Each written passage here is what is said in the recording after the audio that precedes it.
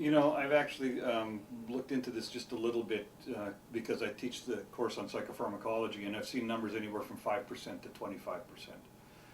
One of the problems is, how do you find out? Do you foresee this maybe becoming a more serious problem, maybe leading to dependency or addiction? I mean, I think it's already there. I think it's pretty prevalent. Obviously, the sample that I'm basing my judgments off of are people that I know, but it's a problem, but I don't think that it's a huge problem. But I don't think that it could get much worse. I think that in the past, I've just taken basically whatever is available to me, whatever my friends have. So taken Ritalin, Concerta, Dexedrine, demand for work and stress. It runs a pretty big toll on you.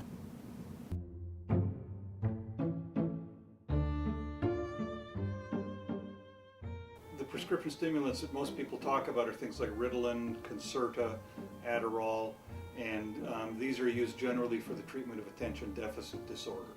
The way the stimulants work is that they increase the level of dopamine in the brain. And dopamine is a transmitter in the brain that helps us focus and concentrate our executive functioning, so we stay organized and keep on track with tasks that we have to get done and not be distracted. They induce insomnia, and so the positive effect that students are really after here is being able to stay alert for a longer period of time. I've seen a tremendous change in the way that I work, specifically study. I can study for, I would say, 10 times as long as I would without the prescription. I would say work ethic, obviously you go through the roof. I mean, it basically is like taking steroids for a sport. It's like academic steroids. I think the stimulants affect my work ethic by, like I said before, making me want to work. I'll be able to work through the night, stay focused, not like be distracted. I'll just sit at my computer and just literally not blink for 4 hours at a time. These things are stimulants and they elevate brain activity, but they also have effects out there in the periphery of the body. So they cause blood vessel constriction, which increases blood pressure. Have problems with depression. Increased chance of cardiac arrhythmia. Funny heart rhythms, and that's what, or heart attacks. An increased chance of seizure. Headaches or cold sweats, bad taste in my mouth, don't want to eat. Yeah, if we think about the pressure that students are under, I understand that students are under an enormous amount of pressure. There's pressure from the professors, there's pressure from the institution, there's pressure from your parents, there's pressure from the future job prospects. I understand that everybody's under a lot of pressure.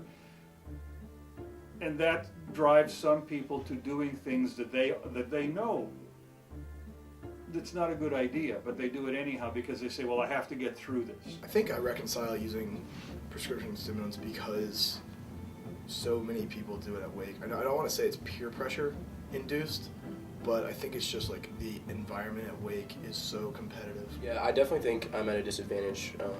Other kids being able to easily get study drugs or Adderall. I mean, I was taking a test the other day where it was from 6 to 8, and I finished at 8 and wasn't able to get to everything on the test. There was a significant chunk of the test, like call it 10% of the test, I literally didn't even get to read the questions. So clearly, what the professor was getting at was the ability to process the material quickly.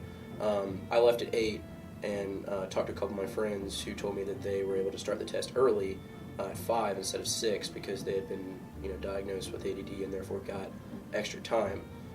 I also know that those students take Adderall, and so I feel like that's incredibly unfair because the Adderall is prescribed to level the playing field for the students that supposedly have ADD, and again, a lot of those people I know for a fact didn't really ever think that they have it. They just were able to get prescribed the drug. One of the obvious things is this helps everybody concentrate better. So I don't have this problem, but if I were to take medicine, I would concentrate better than I normally do. Yeah, my personal experience with people that do use Adderall to study is that the vast majority of people do not have attention deficit disorder. I have plenty of friends that I know them well, know what their study habits are, how intelligent they are, how well they do in school, who will say straight up, like, my parents want me to do better, and so they're going to pay for me to go get tested. It's pretty easy to know exactly how to answer the questions when you're being tested for attention deficit disorder. Well, certainly I know people can game the system and figure out what they need to say to us to get a prescription. And Come to understand that it's been very, very easily to get it from student health. People have walked in there and walked out an hour later with a prescription because people know how to work the system and the right things to say. At Wake, in order to get Adderall, if you're unprescribed, it's incredibly easy. I feel like when you walk into the library, you can hear the pill bottles shaking. For someone not having a prescription, I think it's pretty much one of the easiest things to come across. You can just call somebody else and they know either they have it or they know somebody who does. These are controlled substances. And so if one student gives another student a pill, and that pill is a controlled substance, both of those students are breaking the law. I do find that people without a prescription who know that I have one ask me if I can give them Adderall, and I think that it's something that I would rather people not know about, but if they do and they're a friend of mine and if I feel as though they really are in need of it, I will give it out. law enforcement finds out somebody's done this, they treat them just like they were handing out morphine or something like that. It's in that same boat in terms of being controlled.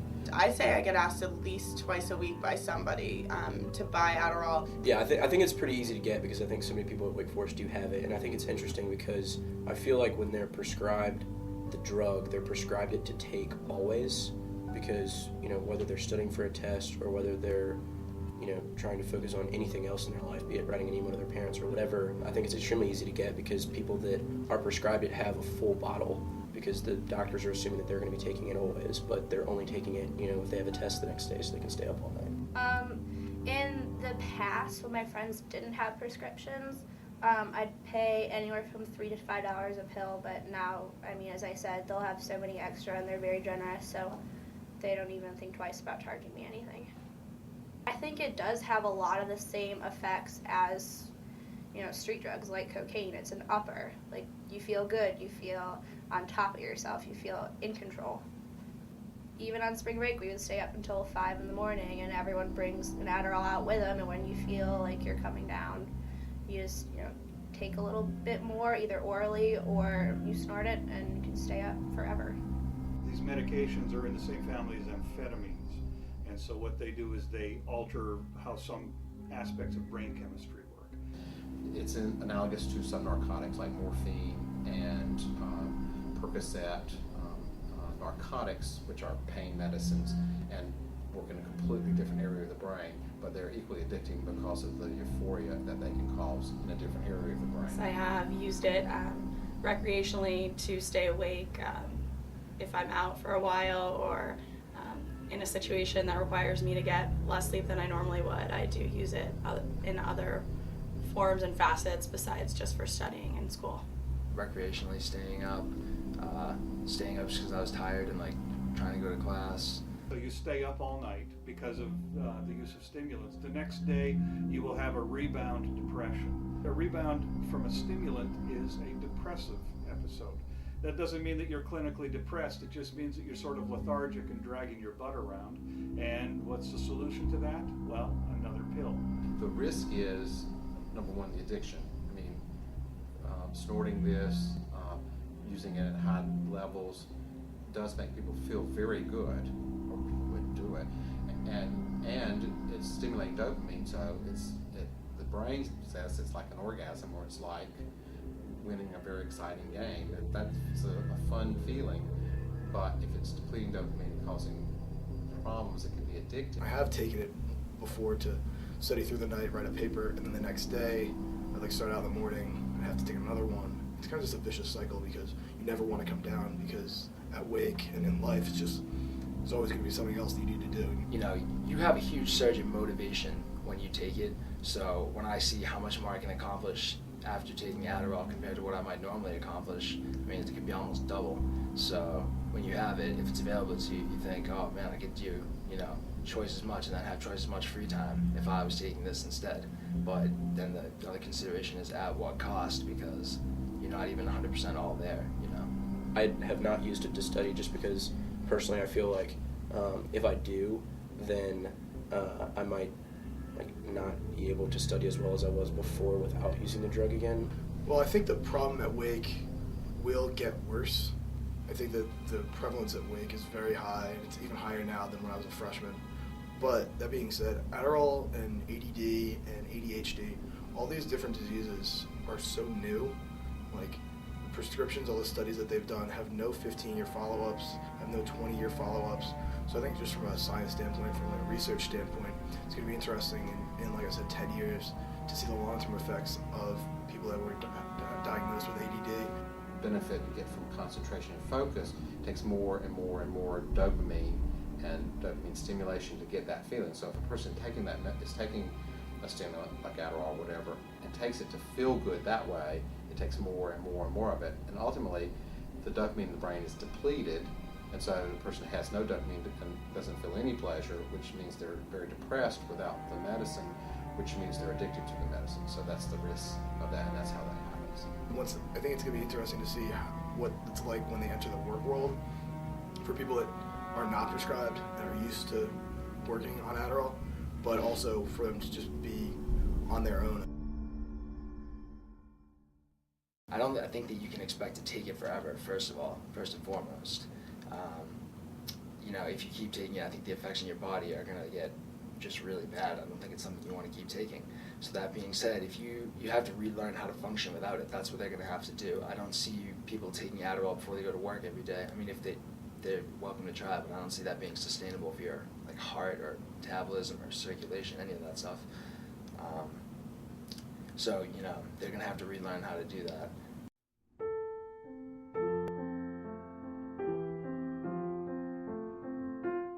If we think about ways to solve the problem, what if we just made school really easy? Well, there are schools like that. This isn't one of them. That's why coming out of here means a little more than some other schools. One of the problems is these issues sometimes don't come to the front page until somebody dies, and that's a problem. And it's possible. These stimulant medications are not killing hundreds and hundreds of people like alcohol does, for instance. I mean, that's a major drug problem on college campuses. But stimulant medications still are dangerous. I'm generous with students because I think most of them use it outside of prescriptions and outside of a relationship with a healthcare provider or physician, probably to enhance their studying. That's what I say. But there are people who do abuse it. I hear about it, absolutely.